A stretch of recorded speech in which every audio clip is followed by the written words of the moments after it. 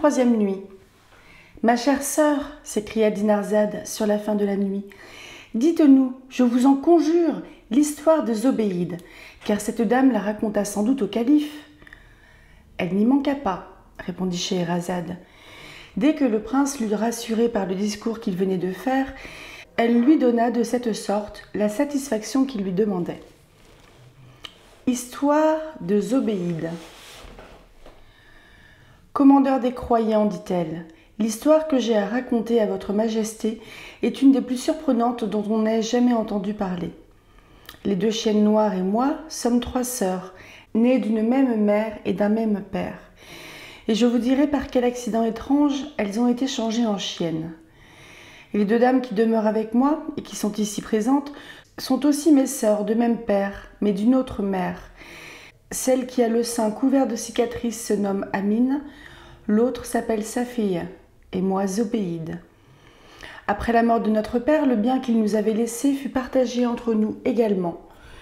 Et lorsque mes 2 dernières sœurs eurent reçu leur portion, elles se séparèrent et allèrent demeurer en particulier avec leur mère.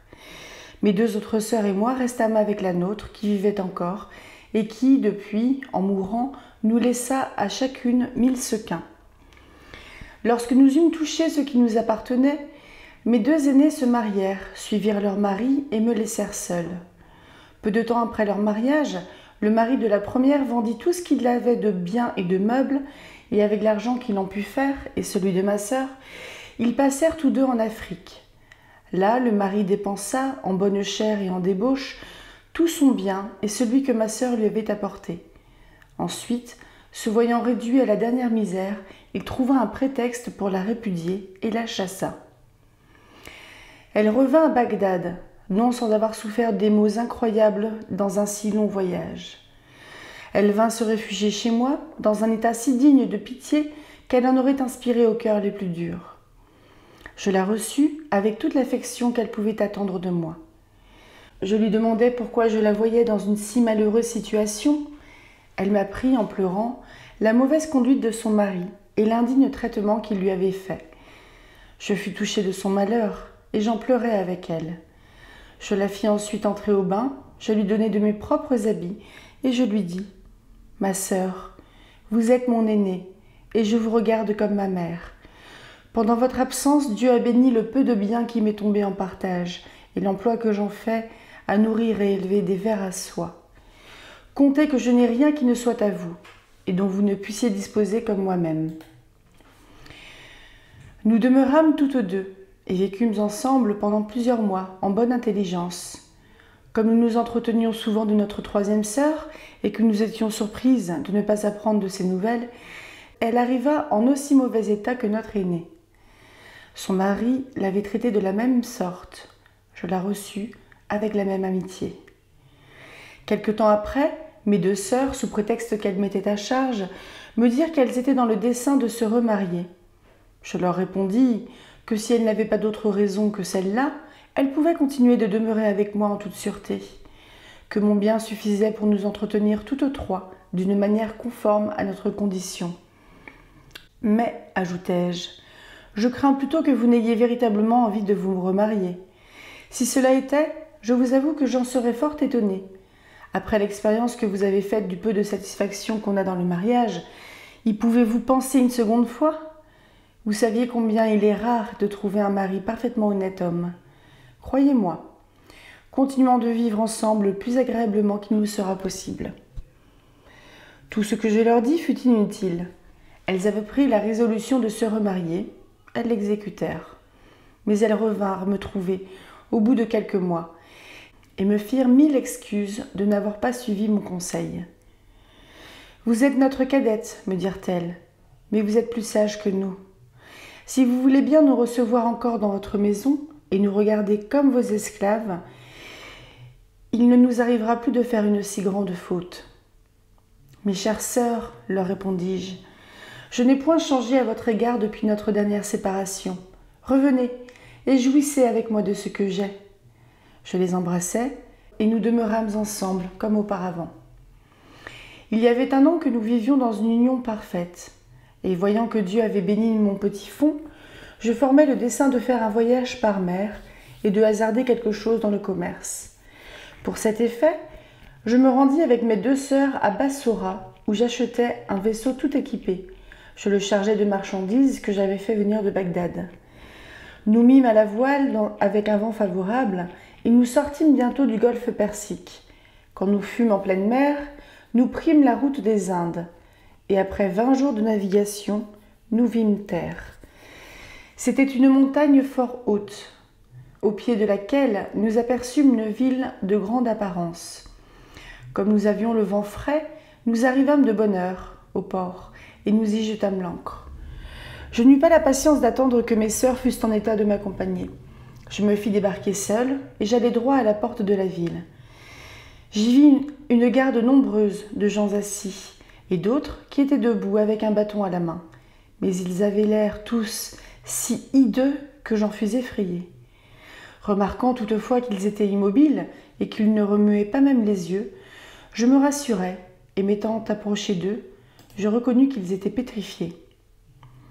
J'entrai dans la ville et passai par plusieurs rues où il y avait des hommes, d'espace en espace, dans toutes sortes d'attitudes, mais ils étaient tous sans mouvement et pétrifiés. Au quartier des marchands, je trouvai la plupart des boutiques fermées, et j'aperçus dans celles qui étaient ouvertes des personnes aussi pétrifiées. Je jetai la vue sur les cheminées, et n'en voyant pas sortir de fumée, cela me fit juger que tout ce qui était dans les maisons, de même que ce qui était dehors, était changé en pierre. Étant arrivé dans une vaste place au milieu de la ville, je découvris une grande porte couverte de plaques d'or, et dont les 2 battants étaient ouverts. Une portière d'étoffe de soie paraissait tirer devant, et l'on voyait une lampe suspendue au-dessus de la porte. Après avoir considéré le bâtiment, je ne doutais pas que ce ne fût le palais du prince qui régnait dans ce pays-là. Mais, fort étonnée de n'avoir rencontré aucun être vivant, j'allai jusque-là, dans l'espérance d'en rencontrer quelqu'un. Je levai la portière, et ce qui augmenta ma surprise, je ne vis sous le vestibule que quelques portiers ou gardes, pétrifiés, les uns debout et les autres assis ou à demi couchés. Je traversai une grande cour où il y avait beaucoup de monde. Les uns semblaient aller et les autres venir, et néanmoins, ils ne bougeaient pas de leur place, parce qu'ils étaient pétrifiés comme ceux que j'avais déjà vus.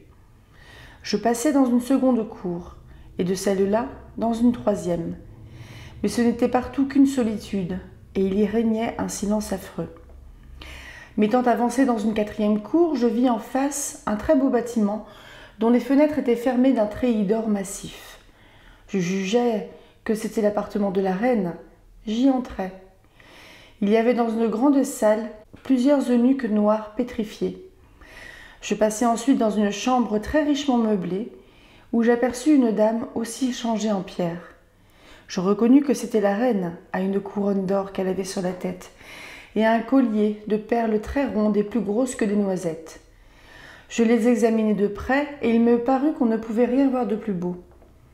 Je considérai quelque temps les richesses et la magnificence de cette chambre, et surtout le tapis de pied, les coussins et le sofa, garnis d'une étoffe des Indes, à fond d'or, avec des figures d'hommes et d'animaux en argent, d'un travail admirable. Scheherazade aurait continué de parler, mais la clarté du jour vint mettre fin à sa narration. Le sultan fut charmé de ce récit. « Il faut, dit-il en se levant, que je sache à quoi aboutira cette étonnante pétrification d'hommes. » 64e nuit. Voici, reprit Scheherazade, comment Zobéide continua de raconter son histoire au calife. « Sire, dit-elle, de la chambre de la reine pétrifiée, je passai dans plusieurs autres appartements et cabinets propres et magnifiques, qui me conduisirent dans une chambre d'une grandeur extraordinaire, où il y avait un trône d'or massif élevé de quelques degrés et enrichi de grosses émeraudes enchâssées, et sur le trône, un lit d'une riche étoffe sur laquelle éclatait une broderie de perles. Ce qui me surprit plus que tout le reste, ce fut une lumière brillante qui partait de dessus ce lit. Curieuse de savoir ce qui la rendait, je montai, et avançant la tête, je vis sur un petit tabouret un diamant gros comme un œuf d'autruche et si parfait que je n'y remarquais nul défaut. Il brillait tellement que je ne pouvais en soutenir l'éclat en le regardant au jour. Il y avait au chevet du lit, de l'un et de l'autre côté, un flambeau allumé dont je ne compris pas l'usage. Cette circonstance, néanmoins, me fit juger qu'il y avait quelqu'un de vivant dans ce superbe palais, car je ne pouvais croire que ces flambeaux puissent s'entretenir allumés d'eux-mêmes. Plusieurs autres singularités m'arrêtèrent dans cette chambre, que le seul diamant dont je viens de parler rendait inestimable. Comme toutes les portes étaient ouvertes ou poussées seulement, je parcourus encore d'autres appartements aussi beaux que ceux que j'avais déjà vus. J'allai jusqu'aux offices et aux garde-meubles, qui étaient remplis de richesses infinies, et je m'occupai si fort de toutes ces merveilles que je m'oubliai moi-même. Je ne pensais plus ni à mon vaisseau, ni à mes sœurs. Je ne songeais qu'à satisfaire ma curiosité. Cependant, la nuit s'avançait, et son approche m'avertissant qu'il était temps de me retirer, je voulus reprendre le chemin des cours par où j'étais venue. Mais il ne me fut pas aisé de le retrouver. Je m'égarai dans les appartements, et me trouvant dans la grande chambre où était le trône, le lit, le gros diamant et les flambeaux allumés, je résolus d'y passer la nuit et de remettre au lendemain de grand matin à regagner mon vaisseau. Je me jetai sur le lit, non sans quelque frayeur de me voir seule dans un lieu si désert, et ce fut sans doute cette crainte qui m'empêcha de dormir. Il était environ minuit lorsque j'entendis la voix comme d'un homme qui lisait l'Alcoran, de la même manière et du ton que nous avons coutume de le lire dans nos temples. Cela me donna beaucoup de joie. Je me levai aussitôt, et prenant un flambeau pour me conduire, j'allai de chambre en chambre, du côté où j'entendais la voix. Je m'arrêtai à la porte d'un cabinet d'où je ne pouvais douter qu'elle ne partît. Je posai le flambeau à terre, et regardant par une fente, il me parut que c'était un oratoire. En effet, il y avait, comme dans nos temples, une niche qui marquait où il fallait se tourner pour faire la prière, des lampes suspendues et allumées, et 2 chandeliers avec 2 grosses cierges de cire blanche, allumées de même. Je vis aussi un petit tapis étendu, de la forme de ceux qu'on étend chez nous, pour se poser dessus et faire sa prière. Un jeune homme de bonne mine, assis sur ce tapis, récitait avec grande attention l'Alcoran, qui était posé devant lui sur un petit pupitre. À cette vue, ravie d'admiration, je cherchais en mon esprit comment il se pouvait faire qu'il fût le seul vivant dans une ville où tout le monde était pétrifié. Et je ne doutais pas qu'il n'y eût en cela quelque chose de très merveilleux. Comme la porte n'était que poussée, je l'ouvris. J'entrai, et tenant debout devant la niche, je fis cette prière à haute voix. Louange à Dieu, qui nous a favorisé d'une heureuse navigation, qu'il nous fasse la grâce de nous protéger d'eux-mêmes jusqu'à notre arrivée en notre pays. Écoutez-moi, Seigneur, et exaucez ma prière. Le jeune homme leva les yeux sur moi et me dit « Ma bonne dame, je vous prie de me dire qui vous êtes et ce qui vous a amené en cette ville désolée. En récompense, je vous apprendrai qui je suis, ce qui m'est arrivé, pour quel sujet les habitants de cette ville sont réduits en l'état où vous les avez vus, et pourquoi moi seul je suis sain et sauf dans un désastre si épouvantable. » Je lui racontai en peu de mots d'où je venais, ce qui m'avait engagé à faire ce voyage, et de quelle manière j'avais heureusement pris port après une navigation de 20 jours. En achevant, je le suppliai de s'acquitter à son tour de la promesse qu'il m'avait faite, et je lui témoignai combien j'étais frappée de la désolation affreuse que j'avais remarquée dans tous les endroits où j'avais passé. « Ma chère dame, dit alors ce jeune homme, donnez-vous un moment de patience. » À ces mots, il ferma l'Alcoran, le mit dans un étui précieux et le posa dans la niche. Je pris ce temps-là pour le considérer attentivement, et je lui trouvai tant de grâce et de beauté que je sentis des mouvements que je n'avais jamais éprouvés jusqu'alors. Il me fit asseoir près de lui, et avant qu'il commençât son discours, je ne pus m'empêcher de lui dire, d'un air qui lui fit connaître les sentiments qu'il m'avait inspirés, « Aimable Seigneur, cher objet de mon âme, on ne peut attendre avec plus d'impatience que je l'attends l'éclaircissement de tant de choses surprenantes qui ont frappé ma vue, depuis le premier pas que j'ai fait pour entrer dans cette ville. Et ma curiosité ne saurait être assez tôt satisfaite. Parlez, je vous en conjure. Apprenez-moi par quel miracle vous êtes seul en vie, parmi tant de personnes mortes, d'une manière inouïe.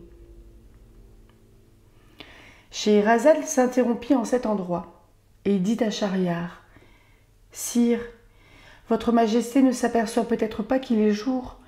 Si je continuais de parler, j'abuserais de votre attention. » Le sultan se leva, résolu d'entendre la nuit suivante la suite de cette merveilleuse histoire. 65e nuit.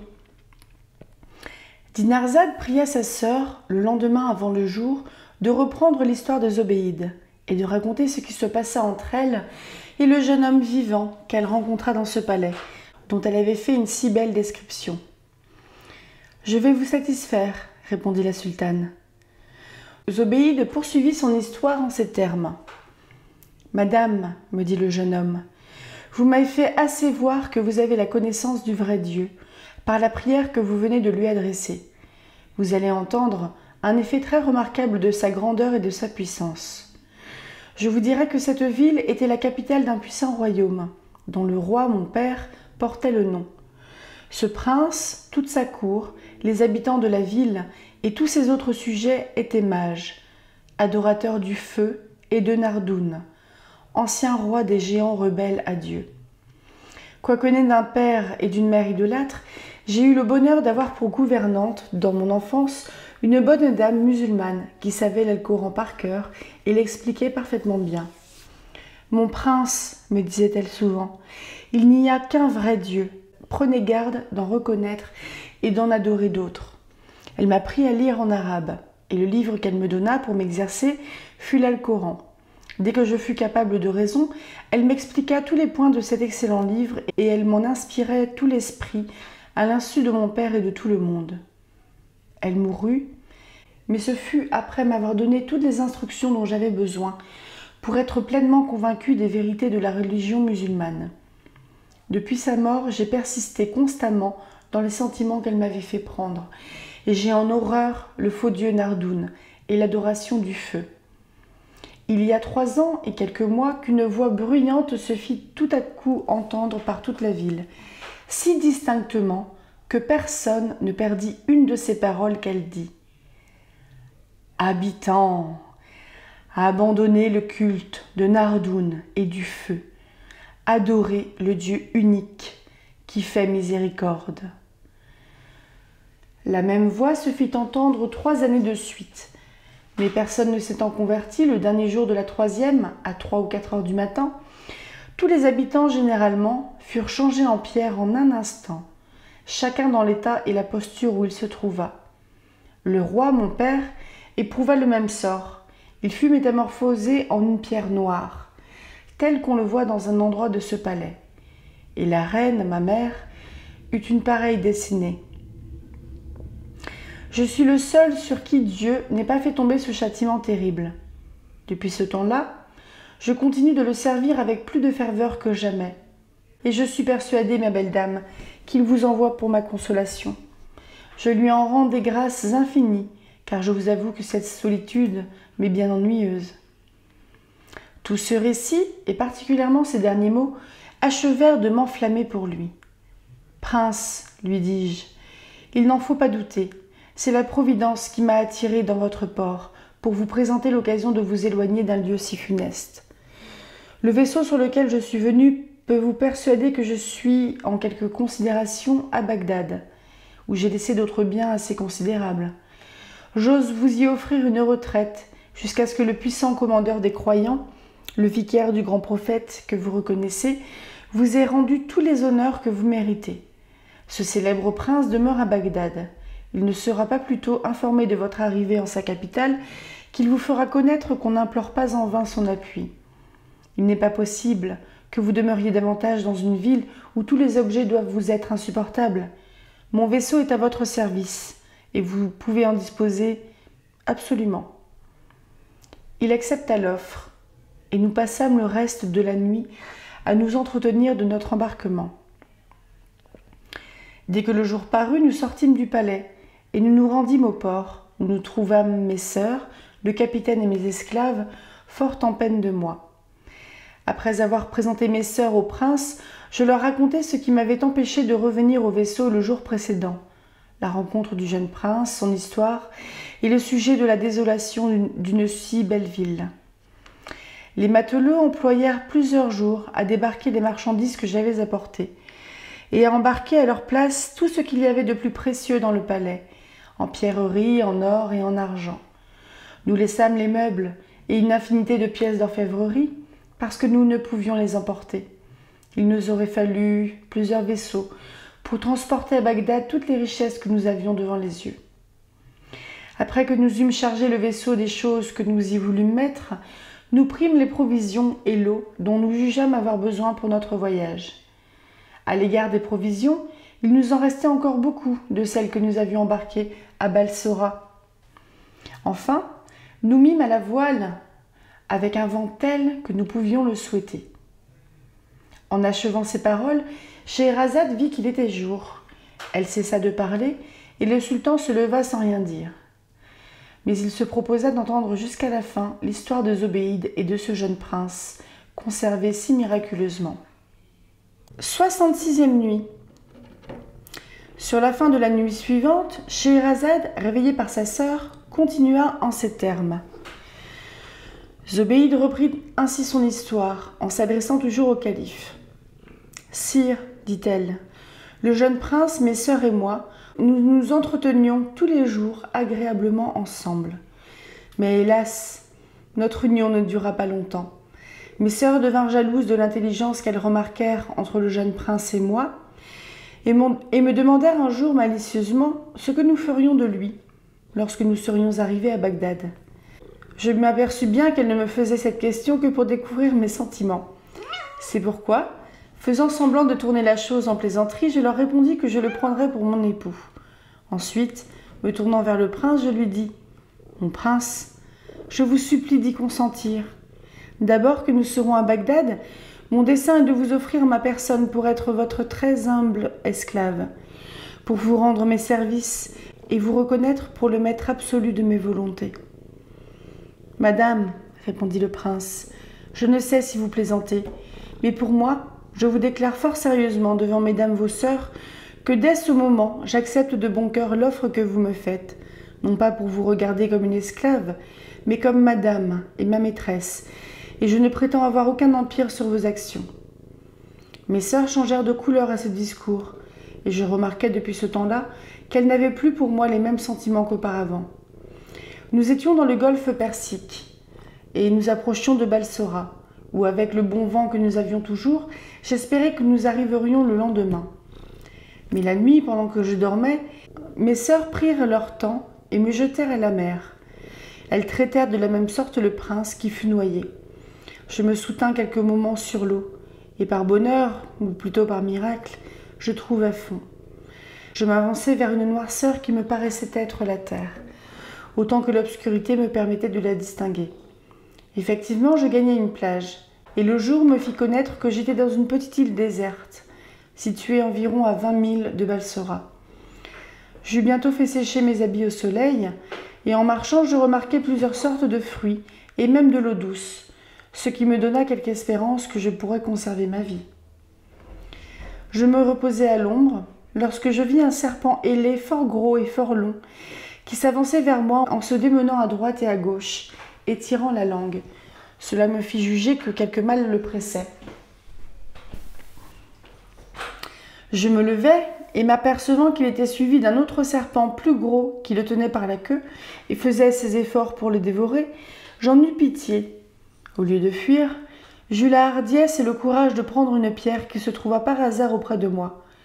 Je la jetai de toute ma force contre le plus gros serpent. Je le frappai à la tête et l'écrasai. L'autre, se sentant en liberté, ouvrit aussitôt ses ailes et s'envola. Je le regardai longtemps en l'air, comme une chose extraordinaire. Mais l'ayant perdu de vue, je me rassis à l'ombre dans un autre endroit, et je m'endormis.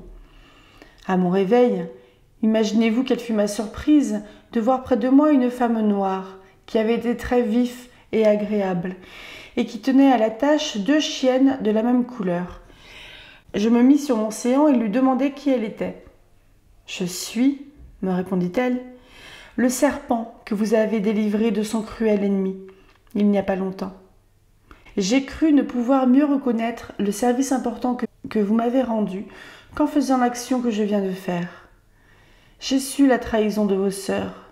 Et pour vous en venger, d'abord que j'ai été libre par votre généreux secours, j'ai appelé plusieurs de mes compagnes qui sont fées comme moi. Nous avons transporté toute la charge de votre vaisseau dans vos magasins de Bagdad, après quoi nous l'avons submergé. Ces 2 chiennes noires sont vos 2 sœurs, à qui j'ai donné cette forme.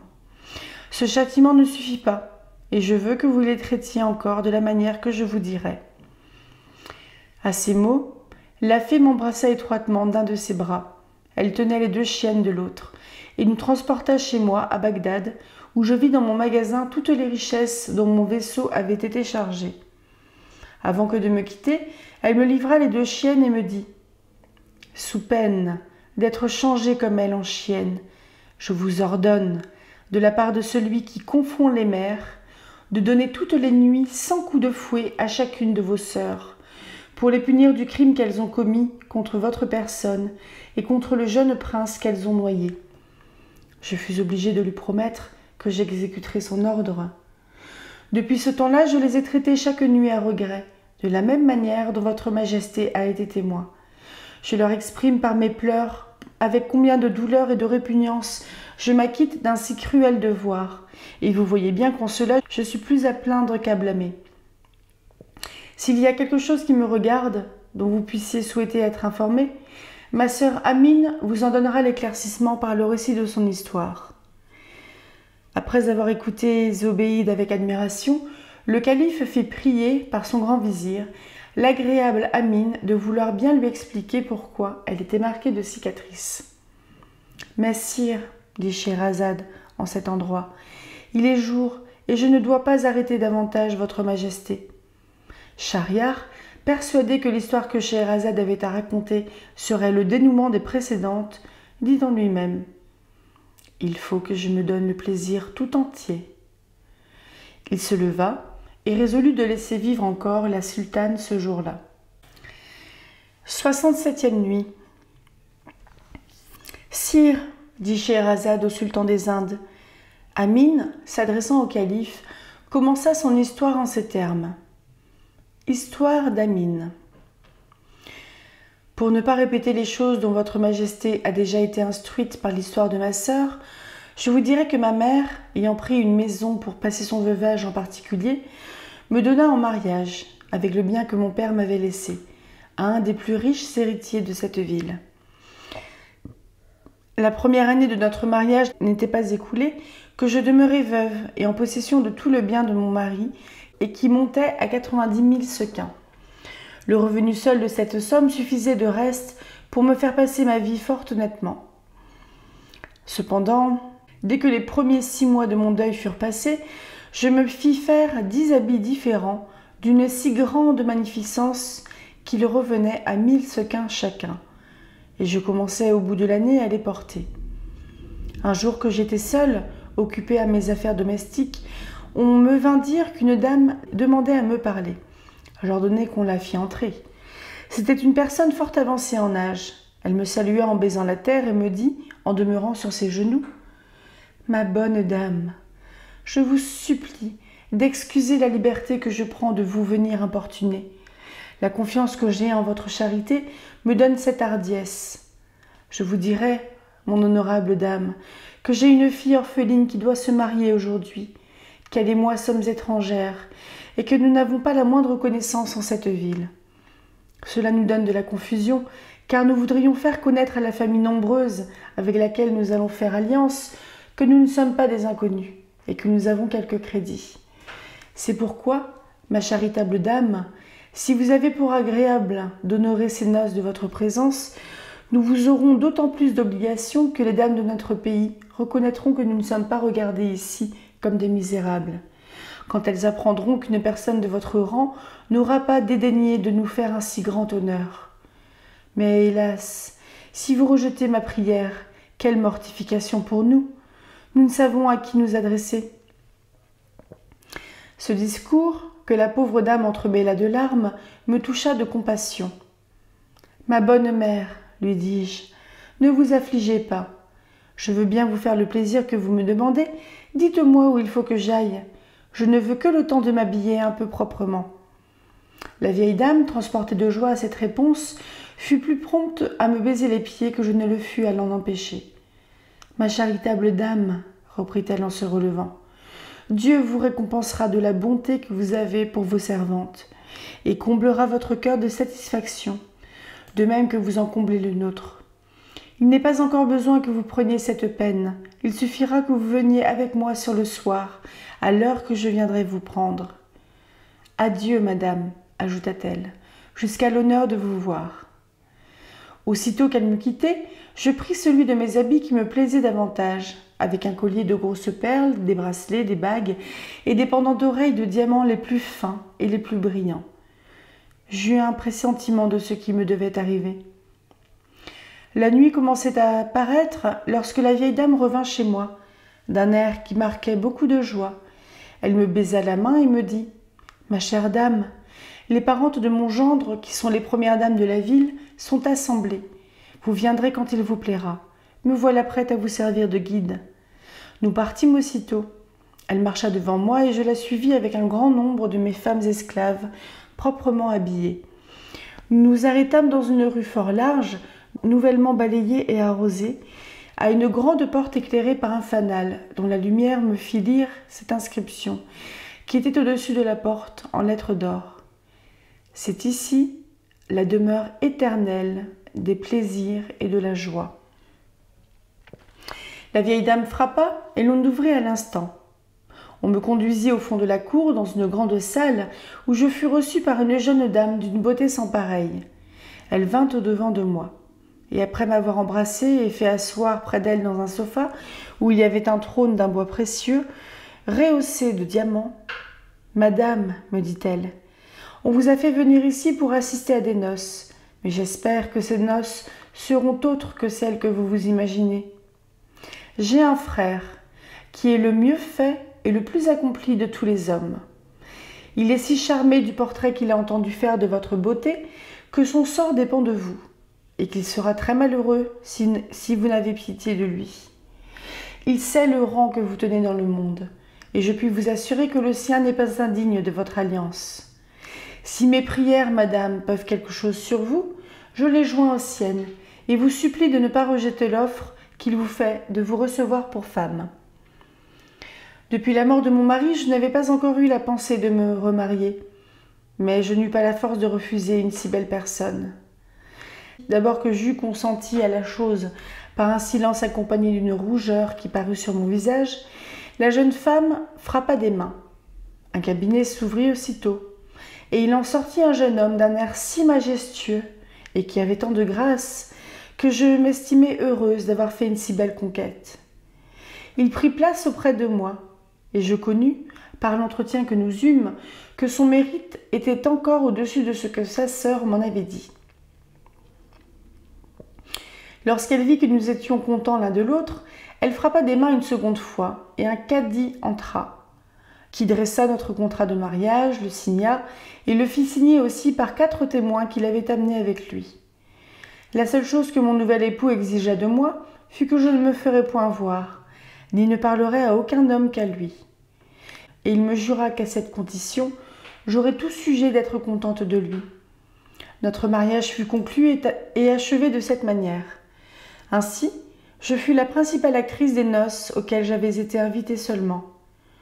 Un mois après notre mariage, ayant besoin de quelque étoffe, je demandai à mon mari la permission de sortir pour aller faire cette emplette. Il me l'accorda, et je pris pour m'accompagner la vieille dame dont j'ai déjà parlé, qui était de la maison, et 2 de mes femmes esclaves. Quand nous fûmes dans la rue des Marchands, la vieille dame me dit « Ma bonne maîtresse, puisque vous cherchez une étoffe de soie, il faut que je vous mène chez un jeune marchand que je connais ici. Il en a de toutes sortes, et sans vous fatiguer à courir de boutique en boutique, je puis vous assurer que vous trouverez chez lui ce que vous ne trouveriez pas ailleurs. » Je me laissai conduire et nous entrâmes dans la boutique d'un jeune marchand assez bien fait. Je m'assis et lui fis dire par la vieille dame de me montrer les plus belles étoffes de soie qu'il eût. La vieille dame voulait que je fisse la demande moi-même, mais je lui dis qu'une des conditions de mon mariage était de ne parler à aucun homme qu'à mon mari, et que je ne devais pas y contrevenir. Le marchand me montra plusieurs étoffes, dont l'une, m'ayant agréé plus que les autres, je lui fis demander combien il l'estimait. Il répondit à la vieille: « Je ne la lui vendrai ni pour or ni pour argent, mais je lui en ferai un présent, si elle veut bien me permettre de la baiser à la joue. » J'ordonnai à la vieille de lui dire qu'il était bien hardi de me faire cette proposition. Mais au lieu de m'obéir, elle me représenta que ce que le marchand demandait n'était pas une chose fort importante, qu'il ne s'agissait point de parler, mais seulement de présenter la joue, et que ce serait une affaire bientôt faite. J'avais tant d'envie d'avoir l'étoffe que je fus assez simple pour suivre ce conseil. La vieille dame et mes femmes se mirent devant, afin qu'on ne me vît pas, et je me dévoilai. Mais au lieu de me baiser, le marchand me mordit jusqu'au sang. La douleur et la surprise furent telles que j'en tombai évanouie, et je demeurai assez longtemps en cet état pour donner au marchand celui de fermer sa boutique et de prendre la fuite. Lorsque je fus revenu à moi, je me sentis la joue tout ensanglantée. La vieille dame et mes femmes avaient eu soin de la couvrir d'abord de mon voile, afin que le monde qui accourut ne s'aperçût de rien, et crut que ce n'était qu'une faiblesse qui m'avait prise. En achevant ces mots, Scheherazade aperçut le jour et se tut. 68e nuit. La sultane des Indes, adressant dès le matin la parole à Dinarzade: « Voici, ma sœur, lui dit-elle, comment Amine reprit son histoire. La vieille qui m'accompagnait, poursuivit-elle, extrêmement mortifiée de l'accident qui m'était arrivé, tâcha de me rassurer. « Ma bonne maîtresse, me dit-elle, je vous demande pardon. Je suis cause de ce malheur. Je vous ai amené chez ce marchand parce qu'il est de mon pays, et je ne l'aurais jamais cru capable d'une si grande méchanceté. Mais ne vous affligez pas, ne perdons point de temps, retournons au logis. Je vous donnerai un remède qui vous guérira en 3 jours si parfaitement qu'il n'y paraîtra pas la moindre marque. Mon évanouissement m'avait rendu si faible qu'à peine pouvais-je marcher. J'arrivai néanmoins au logis, mais je tombai une seconde fois en faiblesse en entrant dans ma chambre. Cependant, la vieille m'appliqua son remède. Je revins à moi et me mis au lit. La nuit venue, mon mari arriva. Il s'aperçut que j'avais la tête enveloppée. Il me demanda ce que j'avais. Je répondis que c'était un mal de tête, et j'espérais qu'il en demeurerait là. Mais il prit une bougie, et voyant que j'étais blessée à la joue, « D'où vient cette blessure ?» me dit-il. Quoique je ne fusse pas fort criminel, je ne pouvais me résoudre à lui avouer la chose. Faire cet aveu à un mari me paraissait choquer la bienséance. Je lui dis comme j'allais acheter une étoffe de soie, avec la permission qu'il m'en avait donnée. Un porteur chargé de bois avait passé si près de moi dans une rue fort étroite qu'un bâton m'avait fait une égratignure au visage, mais que c'était peu de chose. Cette raison mit mon mari en colère. « Cette action, me dit-il, ne demeurera pas impunie. Je donnerai demain ordre au lieutenant de police d'arrêter tous ces brutaux de porteurs et de les faire tous pendre. » Dans la crainte que j'eus d'être cause de la mort de tant d'innocents, je lui dis: « Seigneur, je serais fâché qu'on fît une si grande injustice. Gardez-vous bien de la commettre. Je me croirais indigne de pardon si j'avais causé ce malheur. »« Dites-moi donc sincèrement, reprit-il, ce que je dois penser de votre blessure. » Je lui repartis qu'elle m'avait été faite par l'inadvertance d'un vendeur de balais monté sur son âne, qu'il venait derrière moi, la tête tournée d'un autre côté, que son âne m'avait poussé si rudement que j'étais tombée, et que j'avais donné de la joue contre du verre. « Cela étant, dit alors mon mari, le soleil ne se lèvera pas demain, que le grand vizir Giafar ne soit averti de cette insolence. Il fera mourir tous ces marchands de balais. »« Au nom de Dieu, Seigneur, interrompis-je, je vous supplie de leur pardonner, ils ne sont pas coupables. »« Comment donc, madame, dit-il, que faut-il que je croie? Parlez, je veux absolument apprendre de votre bouche la vérité. »« Seigneur, lui répondis-je, il m'a pris un étourdissement, et je suis tombée, voilà le fait. » À ces dernières paroles, mon époux perdit patience. « Ah, s'écria-t-il, c'est trop longtemps écouter des mensonges. En disant cela, il frappa des mains et 3 esclaves entrèrent.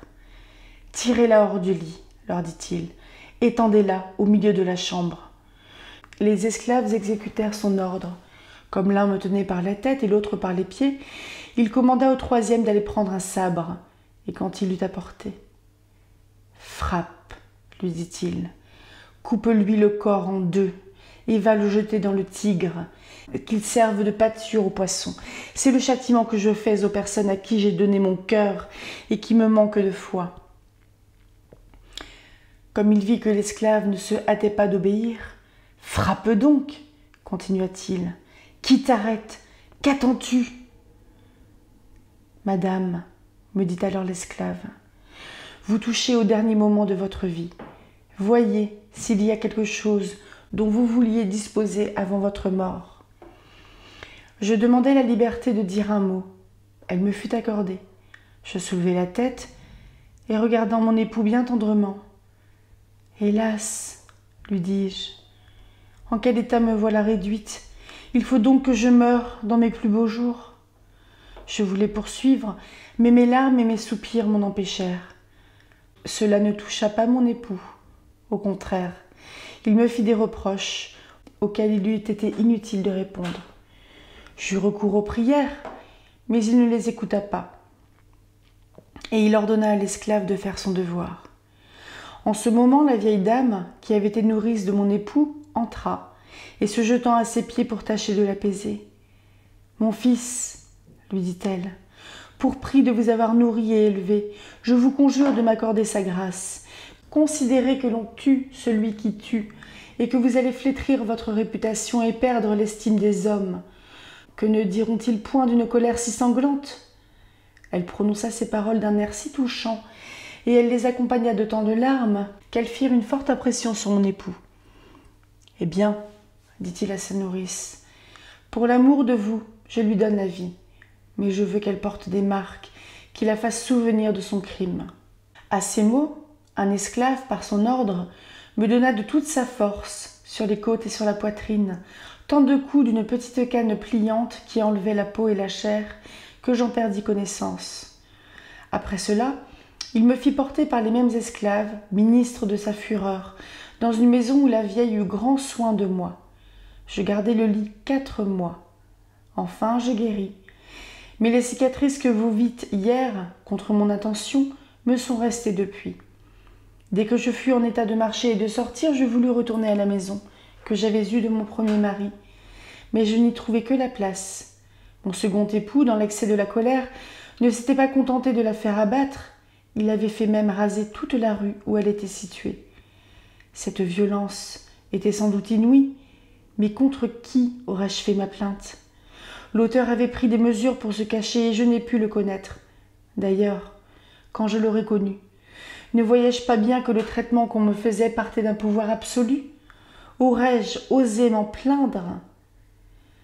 Désolée, dépourvue de toute chose, j'eus recours à ma chère sœur Zobéide, qui vient de raconter son histoire à votre majesté, et je lui fis le récit de ma disgrâce.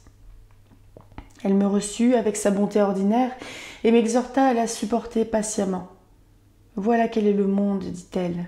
Il nous ôte ordinairement nos biens ou nos amis ou nos amants, et souvent le tout ensemble. » En même temps, pour me prouver ce qu'elle me disait, elle me raconta la perte du jeune prince, causée par la jalousie de ses 2 sœurs. Elle m'apprit ensuite de quelle manière elles avaient été changées en chiennes. Enfin, après m'avoir donné 1000 marques d'amitié, elle me présenta ma sœur cadette, qui s'était retirée chez elle après la mort de notre mère. Ainsi, remerciant Dieu de nous avoir toutes 3 réunies, nous résolûmes de vivre libres, sans nous séparer jamais. Il y a longtemps que nous menons cette vie tranquille. Et comme je suis chargée de la dépense de la maison, je me fais un plaisir d'aller moi-même faire les provisions dont nous avons besoin. J'en allai acheter hier, et je les fis apporter, par un porteur, homme d'esprit et d'humeur agréable, que nous retînmes pour nous divertir. 3 calenders survinrent au commencement de la nuit, et nous prièrent de leur donner retraite jusqu'à ce matin. Nous les reçûmes à une condition, qu'ils acceptèrent. Et après les avoir fait asseoir à notre table, ils nous régalaient d'un concert à leur mode, lorsque nous entendîmes frapper à notre porte. C'étaient 3 marchands de Mossoul de fort bonne mine, qui nous demandèrent la même grâce que les calenders.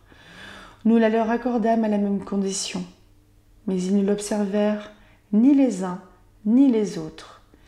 Néanmoins, quoique nous fussions en état aussi bien qu'en droit de les punir, nous nous contentâmes d'exiger d'eux le récit de leur histoire, et nous bornâmes notre vengeance à les renvoyer ensuite et à les priver de la retraite qu'ils nous avaient demandée. Le calife Haroun al-Rachid fut très content d'avoir appris ce qu'il voulait savoir et témoigna publiquement l'admiration que lui causait tout ce qu'il venait d'entendre.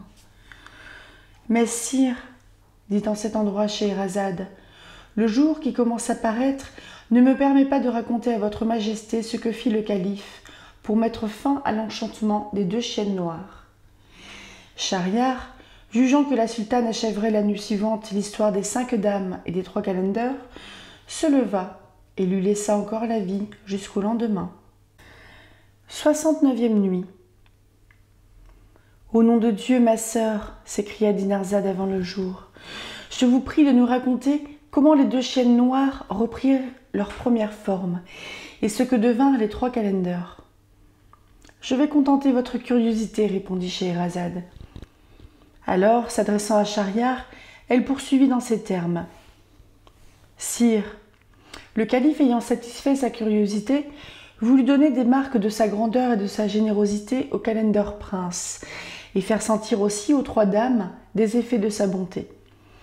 Sans se servir du ministère de son grand vizir, il dit lui-même à Zobéide, « Madame, cette fée qui se fit voir d'abord à vous en serpent, et qui vous a imposé une si rigoureuse loi, cette fée, ne vous a-t-elle point parlé de sa demeure, ou plutôt ne vous promit-elle pas de vous revoir et de rétablir les 2 chiennes en leur premier état ?»« Commandeur des croyants, répondit Zobéide, j'ai oublié de dire à votre majesté que la fée me mit entre les mains un petit paquet de cheveux en me disant qu'un jour j'aurais besoin de sa présence, et qu'alors, si je voulais seulement brûler 2 brins de ses cheveux, elle serait à moi dans le moment, quand elle serait au-delà du mont Caucase. »« Madame, reprit le calife, où est ce paquet de cheveux ?»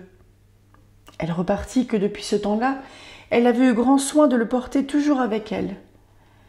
En effet, elle le tira, et ouvrant un peu la portière qui la cachait, elle le lui montra. « Eh bien, répliqua le calife, faites venir la fée. Vous ne sauriez l'appeler plus à propos, puisque je le souhaite. » Zobéide y ayant consenti, on apporta du feu, et Zobéide mit dessus tout le paquet de cheveux. À l'instant même, le palais s'ébranla, et la fée parut devant le calife, sous la figure d'une dame habillée très magnifiquement. « Commandeur des croyants, dit-elle à ce prince, vous me voyez prête à recevoir vos commandements. La dame qui vient de m'appeler par votre ordre m'a rendu un service important. Pour lui en marquer ma reconnaissance, je l'ai vengée de la perfidie de ses sœurs en les changeant en chiennes. Mais si votre majesté le désire, je vais leur rendre leur figure naturelle. »« Belle fée, lui répondit le calife, vous ne pouvez me faire un plus grand plaisir. Faites-leur cette grâce. Après cela, je chercherai les moyens de les consoler d'une si rude pénitence. Mais auparavant, j'ai encore une prière à vous faire en faveur de la dame qui a été si cruellement maltraitée par un mari inconnu. Comme vous savez une infinité de choses, il est à croire que vous n'ignorez pas celle-ci. Obligez-moi de me nommer le barbare qui ne s'est pas contenté d'exercer sur elle une si grande cruauté, mais qui lui a même enlevé très injustement tout le bien qui lui appartenait. Je m'étonne qu'une action si injuste, si inhumaine, et qui fait tort à mon autorité, ne soit pas venue jusqu'à moi. »« Pour faire plaisir à votre majesté, répliqua la fée, je remettrai les 2 chiennes en leur premier état. Je guérirai la dame de ses cicatrices, de manière qu'il ne paraîtra que jamais elle ait été frappée.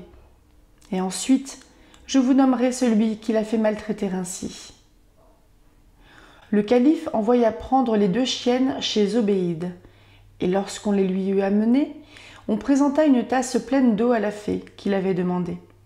Elle prononça dessus des paroles que personne n'entendit, et elle en jeta sur Amine et sur les 2 chiennes. Elles furent changées en 2 dames d'une beauté surprenante, et les cicatrices d'Amine disparurent. Alors la fée dit au calife : « Commandeur des croyants, il faut vous découvrir présentement qui est l'époux inconnu que vous cherchez. Il vous appartient de fort près, puisque c'est le prince Amine, votre fils aîné. Étant devenu passionnément amoureux de cette dame sur le récit qu'on lui avait fait de sa beauté, il trouva un prétexte pour l'attirer chez lui et il l'épousa. À l'égard des coups qu'il lui a fait donner, il est excusable en quelque façon. Son épouse avait eu un peu trop de facilité. Et les excuses qu'elle lui avait apportées étaient capables de faire croire qu'elle avait fait plus de mal qu'il n'y en avait. C'est tout ce que je puis dire pour satisfaire votre curiosité. » En achevant ces paroles, elle salua le calife et disparut.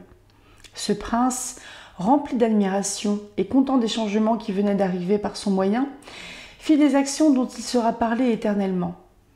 Il fit premièrement appeler le prince Amine, son fils, lui dit qu'il savait son mariage secret et lui apprit la cause de la blessure d'Amine.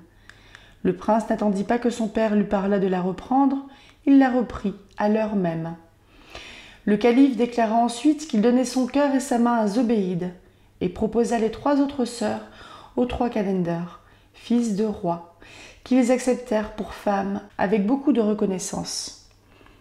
Le calife leur assigna à chacun un palais magnifique dans la ville de Bagdad. Il les éleva aux premières charges de son empire et les admit dans ses conseils. Le premier cadi de Bagdad, appelé avec des témoins, dressa les contrats de mariage, et le fameux calife Haroun al-Rachid, en faisant le bonheur de tant de personnes qui avaient éprouvé des disgrâces incroyables, s'attira 1000 bénédictions.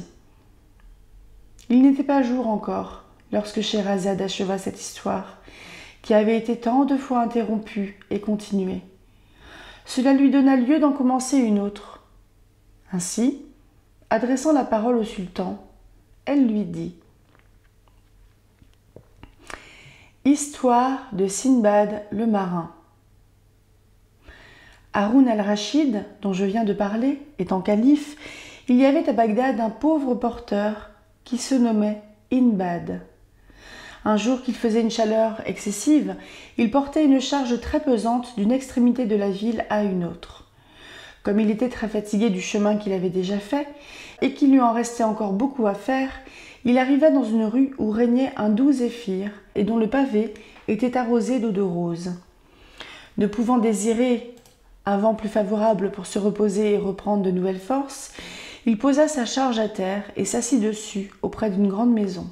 Il se sut bon gré de s'être arrêté en cet endroit, car son odorat fut agréablement frappé d'un parfum exquis de bois d'aloès et de pastilles, qui sortait par les fenêtres de cet hôtel et qui, se mêlant avec l'odeur de l'eau de rose, achevait d'embaumer l'air.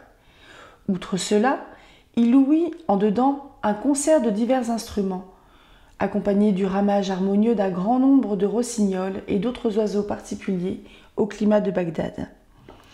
Cette gracieuse mélodie et la fumée de plusieurs sortes de viandes qui se faisaient sentir lui firent juger qu'il y avait là quelque festin et qu'on s'y réjouissait. Il voulut savoir qui demeurait en cette maison qu'il ne connaissait pas bien, parce qu'il n'avait pas eu occasion de passer souvent par cette rue. Pour satisfaire sa curiosité, il s'approcha de quelques domestiques magnifiquement habillés qu'il vit à la porte et demanda à l'un d'entre eux comment s'appelait le maître de cet hôtel. « Et quoi ?» lui répondit le domestique. « Vous demeurez à Bagdad et vous ignorez que c'est ici la demeure du seigneur Sinbad le marin, de ce fameux voyageur qui a parcouru toutes les mers que le soleil éclaire ?» Le porteur, qui avait entendu parler des richesses de Sinbad, ne put s'empêcher de porter envie à un homme dont la condition lui paraissait aussi heureuse qu'il trouvait la sienne déplorable. L'esprit aigri par ces réflexions, il leva les yeux au ciel et dit assez haut pour être entendu : « Puissant créateur de toutes choses, considérez la différence qu'il y a entre Sinbad et moi. Je souffre tous les jours 1000 fatigues et 1000 maux, et j'ai bien de la peine à me nourrir, moi et ma famille, de mauvais pain d'orge, pendant que l'heureux Sinbad dépense avec profusion d'immenses richesses et mène une vie pleine de délices. Qu'a-t-il fait pour obtenir de vous une destinée si agréable, Qu'ai-je fait pour en mériter une si rigoureuse ?» En achevant ces paroles, il frappa du pied contre terre, comme un homme entièrement possédé de sa douleur et de son désespoir. Il était encore occupé de ces tristes pensées lorsqu'il vit sortir de l'hôtel un valet qui vint à lui, et qui, le prenant par le bras, lui dit « Venez, suivez-moi. Le seigneur Sindbad, mon maître, veut vous parler. » Le jour qui parut en cet endroit empêcha Scheherazade de continuer cette histoire, mais elle la reprit ainsi le lendemain.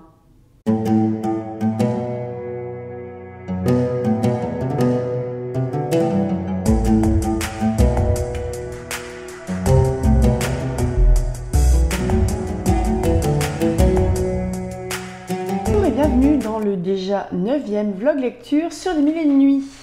Et du coup, on a fini le très long conte sur ces fameuses femmes qui ont accueilli les calenders, le porteur et le calife et sa suite.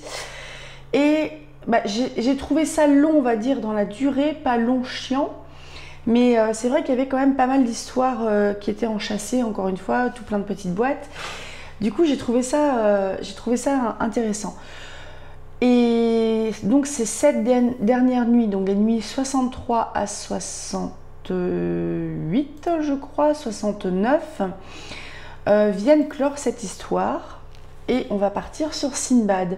Par contre, le calife, Haroun el-Rachid, a l'air d'être toujours dans la partie. Donc je me demande s'il ne va pas servir un peu de fil rouge sur l'histoire de Sindbad le marin. Je vais terminer sur l'histoire de Zobéide, des 2 chiennes noires et de Amine.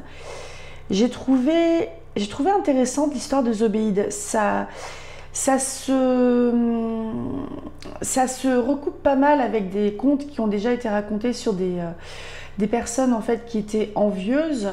Il y avait comme ça, je crois que c'était un marchand.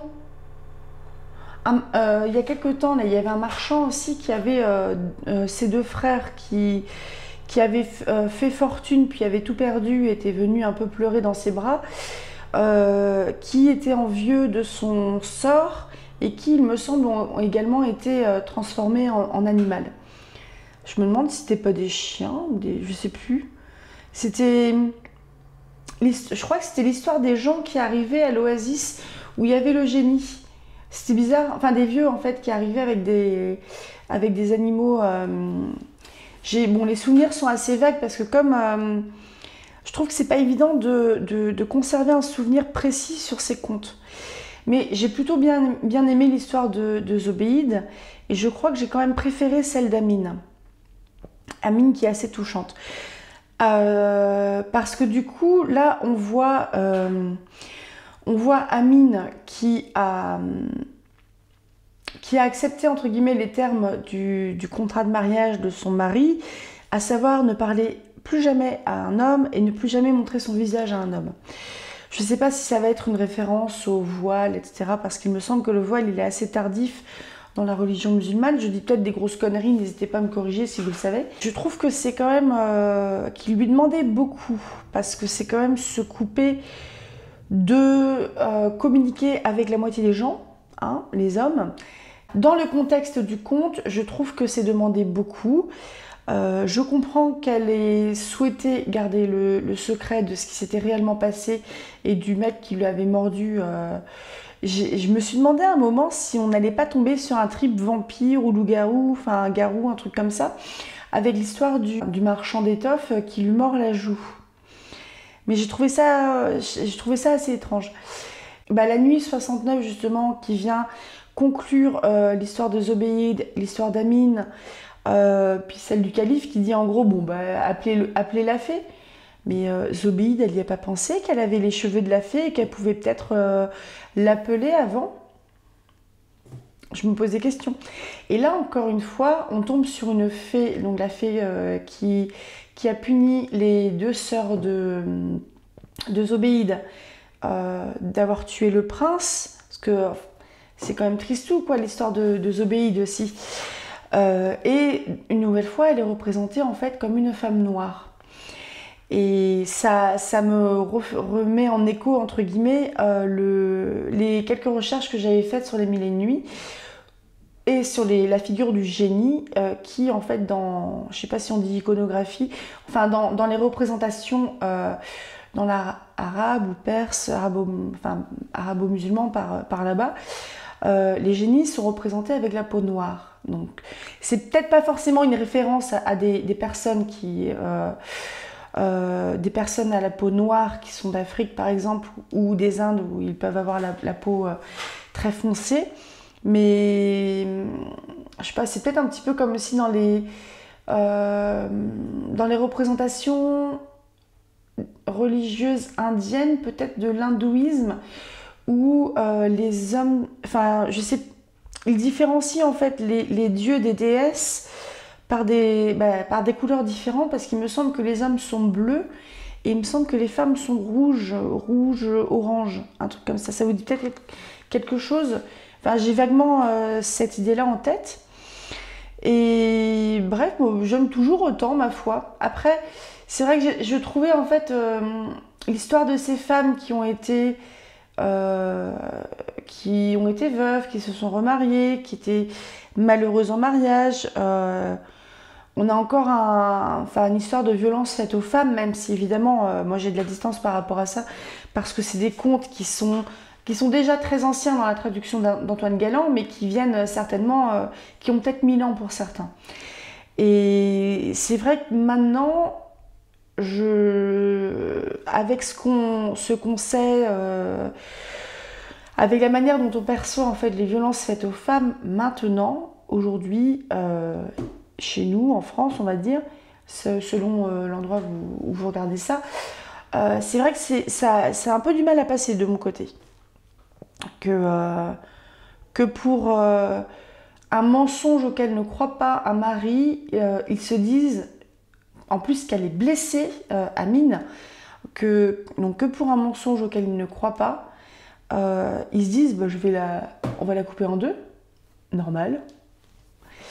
Enfin bon, après, distance, parce que distance temporellement, distance culturellement, distance géographiquement aussi.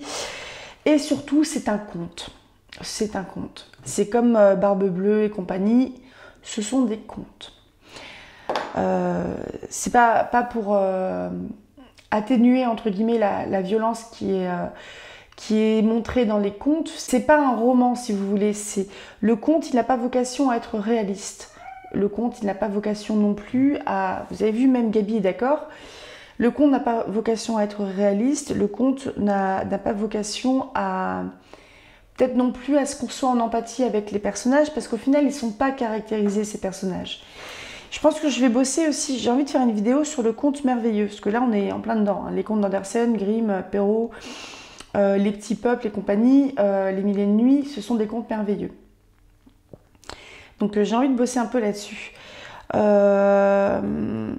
Ouais, je crois qu'il est quand même temps pour moi de commencer à faire ces fameuses vidéos thématiques sur Jane Austen et sur les Mille et une nuits. Donc je pense que je vais le faire. Ça va sûrement me prendre un petit peu de temps. Cette vidéo-là sera publiée fin août. Donc on va dire peut-être qu'un petit peu avant, je vais pouvoir parce que ce sera des vidéos que je vais écrire, donc ça va prendre plus de temps que là où je suis sur du réactionnel, on va dire, tout de suite après la lecture du conte, enfin des contes. Donc, ouais, j'ai envie de m'y mettre. Commencer un petit peu, quitte à...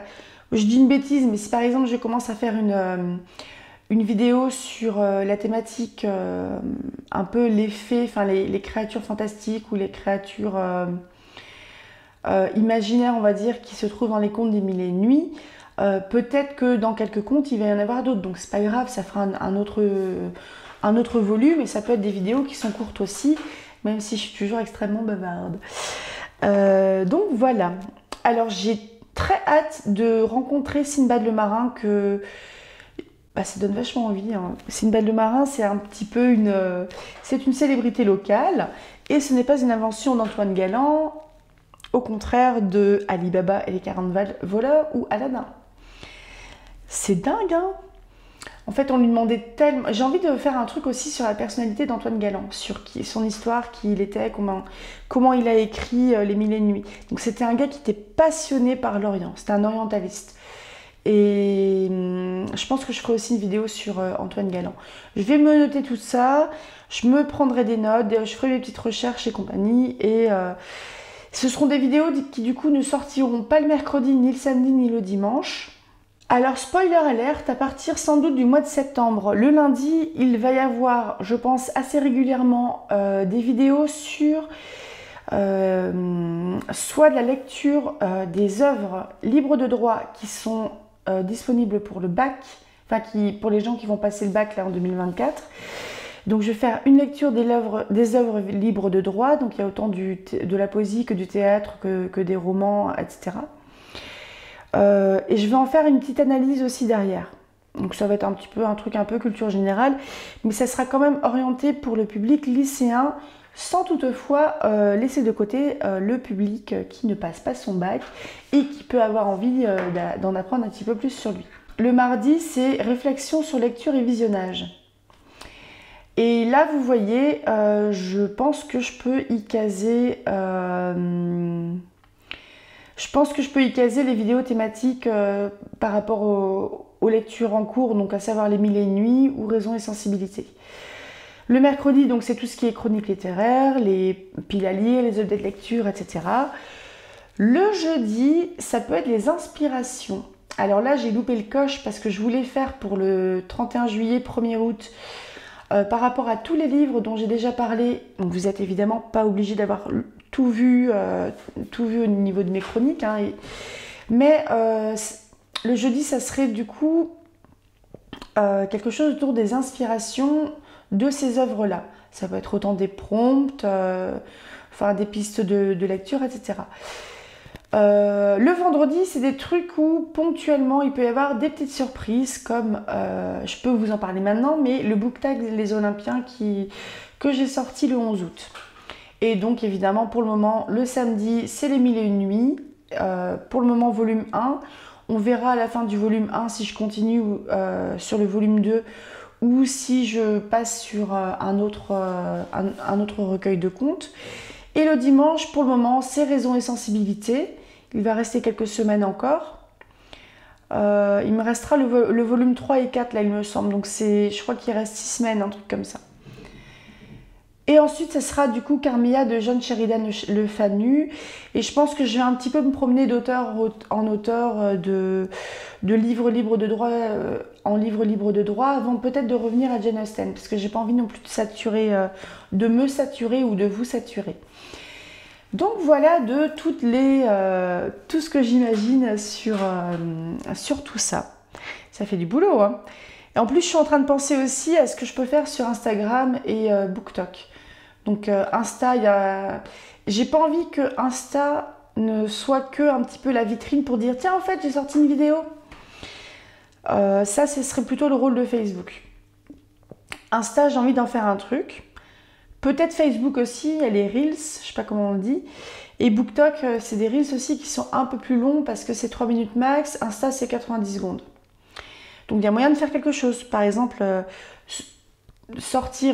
montrer une couverture de roman, sortir une citation jolie ou un passage que j'ai trouvé joli pour inciter un petit peu par un autre média les gens à lire ce livre-là.